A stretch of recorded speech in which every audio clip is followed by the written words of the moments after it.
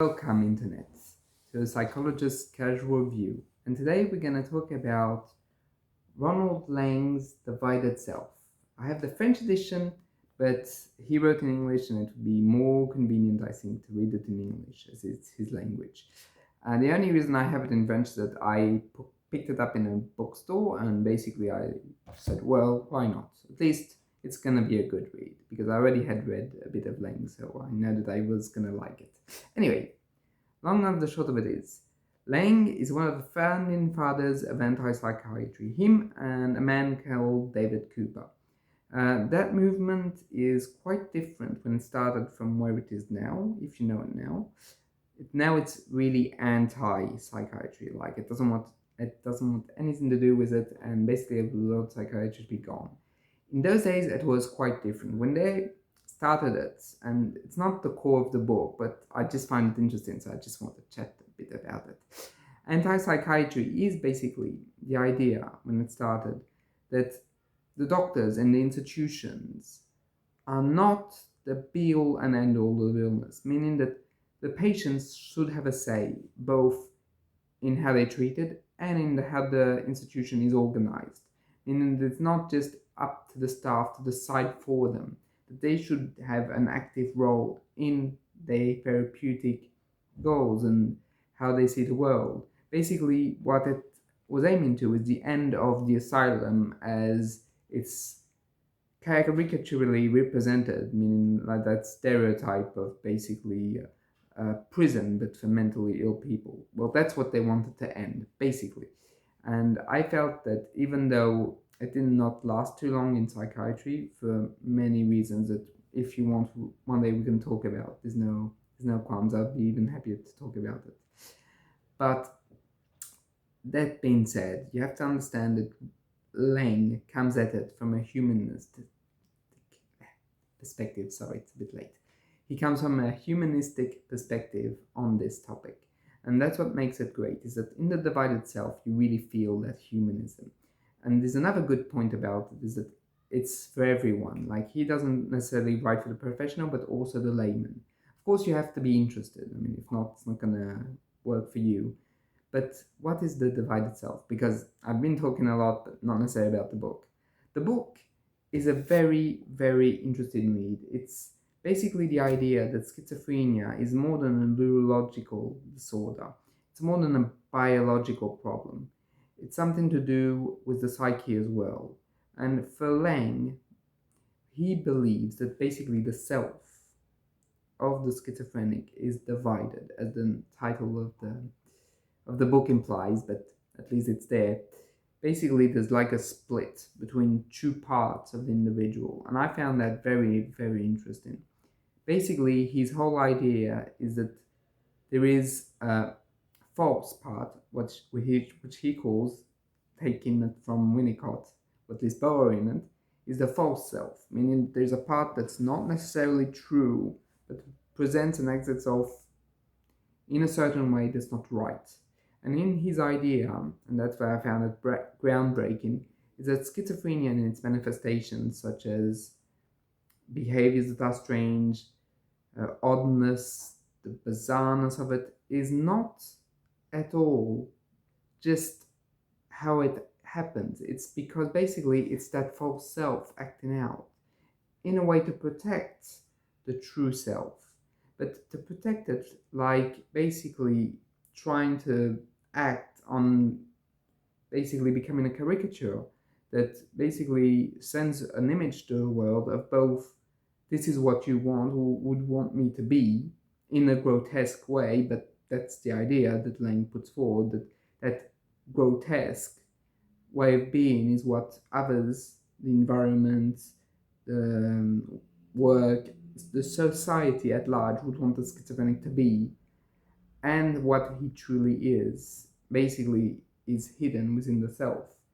Basically, the idea of Lang is that for reasons to do with trauma, the individual cannot reconcile the true self and the false self, because basically the true self is always on the verge of being lost. Basically, the individual unconsciously, of course, this is not conscious, this is not I decide to, but it's more an intrinsic process, wants to save the true self, save it from the destructivity that he feels from other people and even sometimes within himself.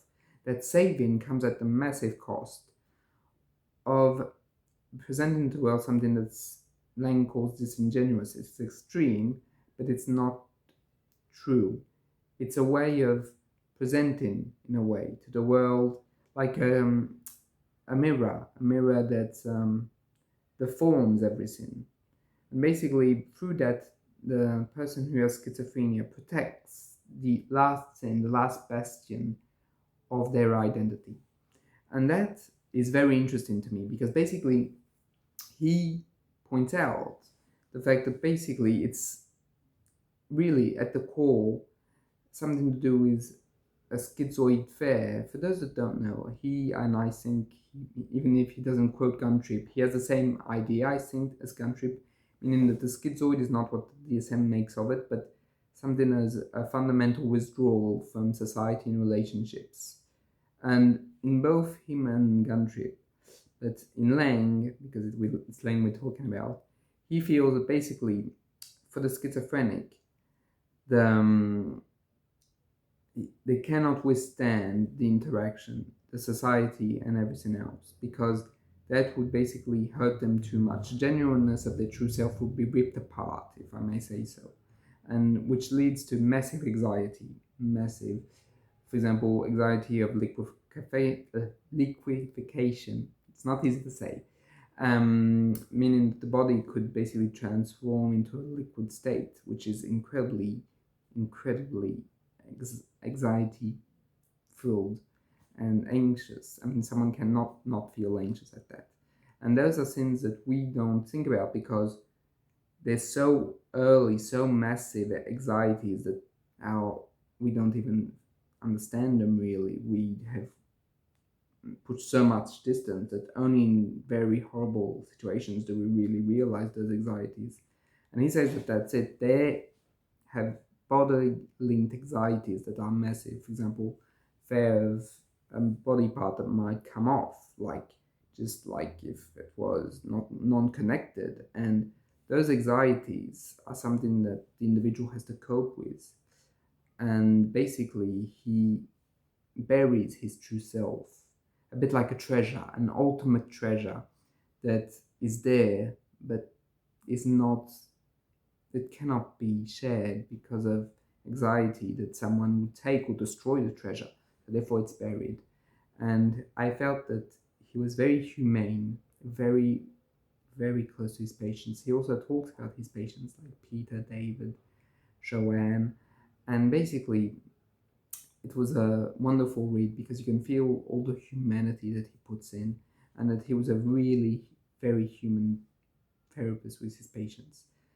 I know that he was not necessarily always a great guide to others, notably the staff, but at least when it came to patients, what I've read is that he was really, really giving it his all, and the book reflects that kind of, he's in with the patient, he's going to do his best.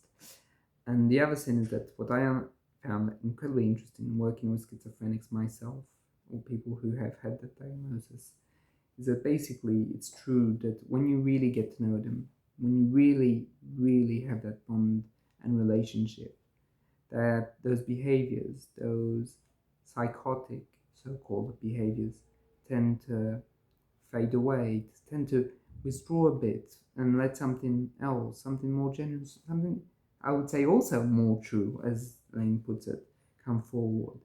And of course, it's not me saying it's truth in a scientific way. It's me saying, I understand what Laing says, and for what it's worth, I agree with it. And I think that he's very, very thorough about it. And you can feel the experience of a man that not just tried to make a compelling theory, but tried to truly understand people suffering from schizophrenia. And I felt that just for that, it's a book that's well worth reading. And if you're worried about the technicity of it, don't be. It's really a great book, even for newcomers. People don't know, but people who have an interest. If you have an interest in psychology, in schizophrenia, in even those questions of true and false selves. It's really a good book and a good read.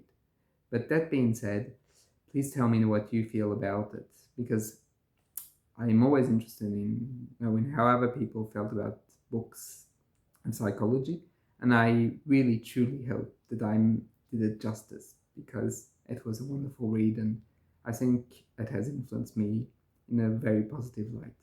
Anyway, I'll see you next time.